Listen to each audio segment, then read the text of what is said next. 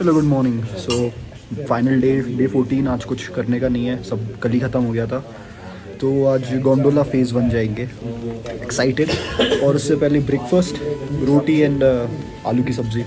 तो भाई सब चल दिए है मार्केट की तरफ बोर्ड्स लेने के लिए। दिखाता है गुलमर्ग मार्केट, वैसे पहले तो दिखा ही चुका हूँ बट आज थोड़ा फ्री लग रहा है भाई। हेड्स ऑफ ब्रो, ये अभी फेज़ 1 जाएगा, हाथ टूटे हुए। और वन मोर थिंग, अगर आप गुलमर्ग आ रहे हैं तो प्लीज़ मेरे जैसे एक गलती मत करना। मैंने पैसे बचाने के चक्कर में वाटर प्रूफ ग्लव्स शूज़ नहीं लिए, वेरी फुलिश ऑफ मी। और अब मेरे शूज़ भी गीले हो चुके हैं और ग्लव्स हो जाएंगे। उधर जाना है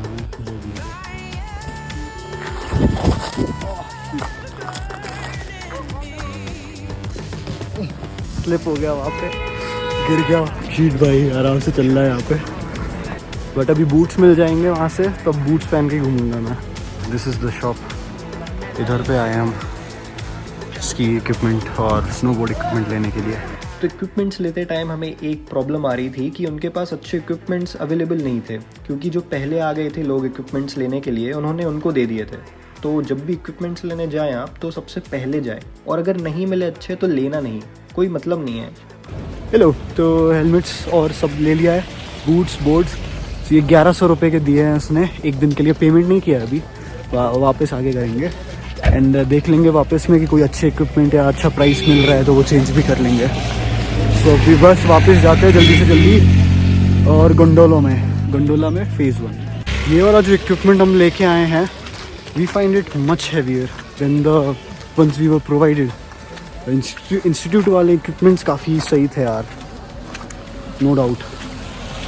तो गुलमर्ग में कुछ 4-5 स्नोबोर्डिंग रेंटल शॉप्स हैं, और ये इसलिए भी इतने महंगे हो गए थे इक्विपमेंट प्राइसेस क्योंकि हमारे बैच में कुछ 40-50 लोग थे, वो सब एक साथ ही दुकानों में जा रहे थे पूछने के लिए रेट्स और ख़रीदने के लिए। तो यूजुअली 800 रुपये तक मिल जाना चाहिए, बट क्योंकि डिमांड इतनी ज़्यादा थी तो प्राइसेस बढ़ ही गए।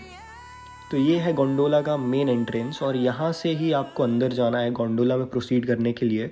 तो अगर आप टूरिस्ट हो तो आपको पहले से टिकट बुक करवाने आना पड़ेगा, क्योंकि सब फील्ड रहती है और बाहर काउंटर भी है, बट इतनी आसानी से टिकट मिलती नहीं है। लेकिन अगर आप एक स्नोबोर्डर और स्कीयर हो तो बहुत ही आसानी से आपको टिकट मिल जाएगी। आपको कुछ नहीं करना है, बस टिकट काउंटर पे जाना है, जो कि अंदर ही मिलेगा आपको, और उनको बोलना है कि मुझे फेज़ 1 मेरी शोल्डर, फेज़ 2 की टिकट चाहिए। डे पास भी रहता है, वीकली पास भी रहता है, सबके रेट्स अलग रहते हैं। तो मुझे जैसे 800 रुपीज़ का पड़ा डे पास। फिर टिकट लेने के बाद आपको सीधे गोंडोला की तरफ जाना है। एक डेडिकेटेड पैसेज बना के रखा है इन लोगों ने, और वहाँ पे कोई लाइन नहीं है और कुछ भी टाइम नहीं लगता है, सीधे आप गोंडोला तक पहुँच जाते हैं। और अगर बीच में लाइन होती भी है टूरिस्ट की तो आपको वो बाईपास करवा देते हैं, और एकदम प्रायोरिटी एक्सेस मिलता है स्नोबोर्डर्स और स्कीयर्स को।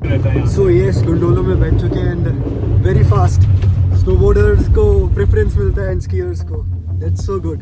बाहर का व्यू दिखा दो। तो गोंडोला से फेज़ 1 पहुंचने तक का टाइम कुछ 7 to 8 मिनट्स मान के चलिए। और फिर उसके बाद मैं क्या करता हूँ कि थोड़ा सा फेज़ 1 एक्सप्लोर करता हूँ, देखता हूँ कि क्या है कैसा है, फिर उसके बाद अपना स्नोबोर्डिंग चालू करता हूँ। Cool. So this is phase 1 and I will snowboard from here.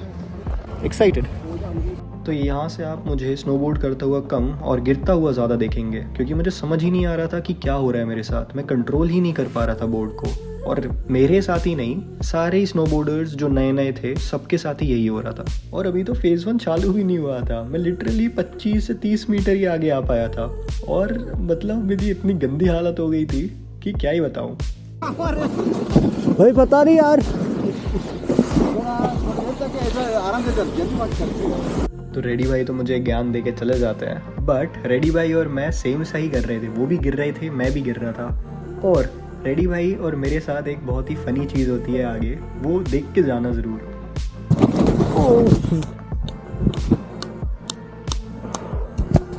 सो भाई फेज़ 1 के मैं आधे में भी नहीं आया हूँगा, ऑलमोस्ट 50 मीटर नीचे, और मैं 10 बार गिर चुका हूँ। और अभी मैं बोर्ड स्लाइड करते करते जा रहा हूँ। मैं मन नहीं कर रहा उतारने का, फिर बार बार पहनना पड़ेगा वापस। और ये अपने साथी सब आ रहे हैं पीछे धीरे धीरे, स्नोबोर्ड वाले न्यूबीज। स्नोबोर्डर्स के लिए नहीं बना है ये अपने जैसे फर्जी स्नोबोर्डर्स के लिए नहीं बना। बट बंदे ने तो बोल भी दिया जिम एंड डब्ल्यूएस से हो ना, तो फिर इतना गंदा कहते हैं। क्या बात कर रहे हो सच में? हाँ। तो ये फेज़ 1 का काफ़ी ख़राब पार्ट है और फेज़ 1 में ऐसे पैचेस काफ़ी सारे हैं जहाँ पे आपको चल के जाना पड़ेगा अगर आपके पास मोमेंटम ठीक ना हो। और फिर मैं ऐसे ही गिरता पड़ता नीचे आ जाता हूँ और मेरा पहला राउंड कंप्लीट हो जाता है। वही यहाँ से नीचे आ गया एंड ये वापस यहीं पे खुलता है। Look at the Q. और ये लाइन देखो, कम से कम 3 से 4 घंटे की वेटिंग है टूरिस्ट्स के लिए। लेकिन अगर आप स्नोबोर्डर या स्कीयर हो तो ये कुछ भी वेटिंग करने की कोई ज़रूरत नहीं है, सीधे गोंडोला में बैठो। कूल। तो फेज़ 1 स्नोबोर्ड करके ख़त्म। It was bad, it was really bad and again ride 10 minute का रास्ता आधे 39 मिनट्स में पूरा किया। Very bad, very bad. और हाँ, अब इस राउंड में वो फ़नी चीज़ होने वाली है, मैं पाउडर स्नो में जाऊँगा। क्यों पता नहीं, क्योंकि रेडी भाई ने बोला था कि मज़ा आएगा और मैंने बोला था हाँ हाँ चलो चलो, और ये बहुत बड़ी गलती होने वाली है मेरे लिए और I will learn a lesson from it. अब हमारा कुछ और प्लान हो रहा है, हम यहाँ से ऑफ रोडिंग करेंगे, अब ऑफ स्नोबोर्डिंग। उधर से आने का कोशिश किया बट बहुत नहीं आ पाए, तो इधर से आ रहे। There, look at the view. It's very difficult to snowboard in powder snow, I realized it. भाई कहाँ आ गए? I think I am not prepared for it right now. तो मैं अभी वापस जो पाथ बनाया है वहीं पे ही जाऊंगा। थोड़ा प्रिपरेशन के साथ आते हैं इधर पे। भाई very bad decision, very very bad decision. जान निकल गई ब्रो, मत करना भाई ये सब, अगर नहीं आता हो तो। भाई आप देख रहे थे मुझको ऊपर से? एक गोंडोला से देख रहा हूँ। क्या भाई क्या हो गया?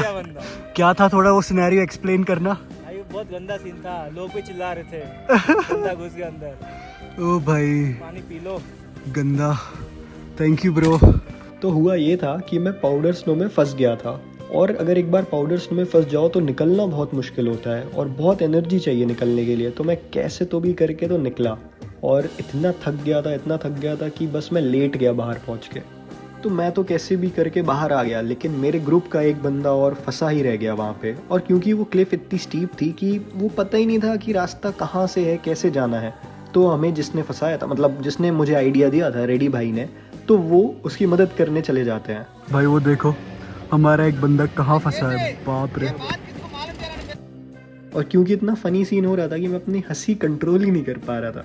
और हाँ, नीचे जाते जाते मैं फिर से गिर जाता हूँ, लेकिन पता नहीं कुछ अजीब था इस बार। मैं पता नहीं कैसे गिरा, मुझे करंट लग रहा है मेरे हाथों में।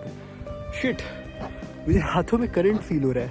भाई it's very bad right here. भाई मेरा हाथ पता नहीं करंट मार रहा है, बहुत करंट मार रहा है दोनों हाथ, जैसे कोई लाइव सॉकेट को छूता है। It's continuous. Shit, but hide and seek खाते हैं। तो अभी टाइम हो चुका था, बट लास्ट राउंड उन्होंने अलाउ कर दिया करने को, सो इट्स गुड। तो इसी के साथ मेरा 4th रन चालू हो जाता है फेज़ 1 का, जो मैंने कावा पी के किया। लेकिन मुझे जो सबसे बड़ी दिक्कत लगी फेज़ 1 की वो थी कि इसमें स्नो काफ़ी कम थी।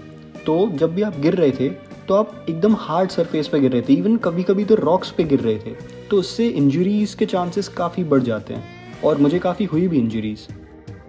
भाई थैंक्स रेड्डी, ये मुझे पूरा खींच के लाई इधर, ये फ्लैट सरफेस और ऊपर भी और बहुत सारी जगह।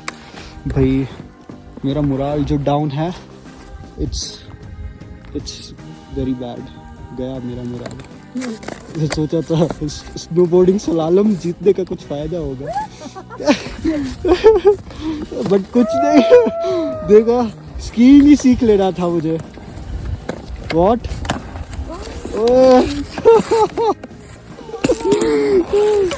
ओ भाई ये भी टायर्ड है और मैं इसको भाई थक गए भाई, बहुत थक गए। अब तो बस ड्रैग करके ले जा रहा हूँ थोड़ा ये फ्लैट सरफेस है जहाँ पे प्लेन्स है। डन, फेज़ 4 बार कर दिया फेज़ 1 आज, एंड बहुत ही गंदा किया। अब करते हैं, प्रैक्टिस करनी पड़ेगी, बहुत काफ़ी ज़्यादा प्रैक्टिस करनी पड़ेगी। ये तो समझ में आ गया है मुझे, करेंगे। कल भी हूँ, परसों भी हूँ, तीन दिन हुआ मैं। तो तो अभी ये बूट्स और बोर्ड दोनों वापस करने जा रहे हैं, अच्छे नहीं है। सो देखते हैं। मैं 3 से 4 बार गिर चुका हूँ। मेरे शूज़ एक तो वाटरप्रूफ नहीं है, ऊपर से उनमें ग्रिप्स भी नहीं है। भाई अच्छे शूज़ लेके आना अगर यहाँ कहीं आ रहे हो। हमारा 6:45 का कॉल इन था, बट हम लेट है, 7 बज गए हैं, अभी तक हम बाहर ही है। पता नहीं क्या होगा अंदर जाके। और हमें अपना होटल भी नहीं मिल रहा है। क्रेज़ी भाई, एक लाइट भी नहीं है। और होटल वापस आते ही हमारा कल्चरल प्रोग्राम चालू हो जाता है, जिसमें जो भी स्टूडेंट्स इंटरेस्टेड थे पार्ट लेने में, उन्होंने अपना टैलेंट दिखाया।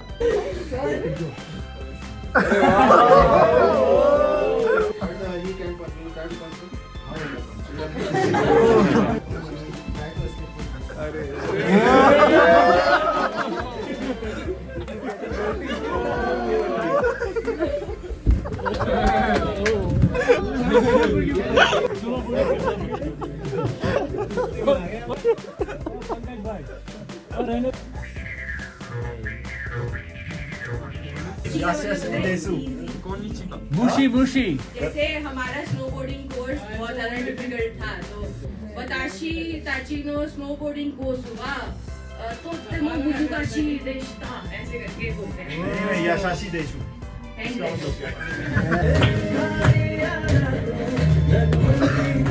हेलो। तो अभी मेरा हाथ इंजर्ड हो चुका है, दोनों, ये वाला भी, ये वाला भी। तो क्योंकि मैं वहाँ पे फेज 1 में गिर गया था एंड आई डोंट थिंक कल स्नोबोर्डिंग कर पाऊँगा मैं, तो आज मैं रेस्ट लूँगा एंड इट्स ऑलमोस्ट 11।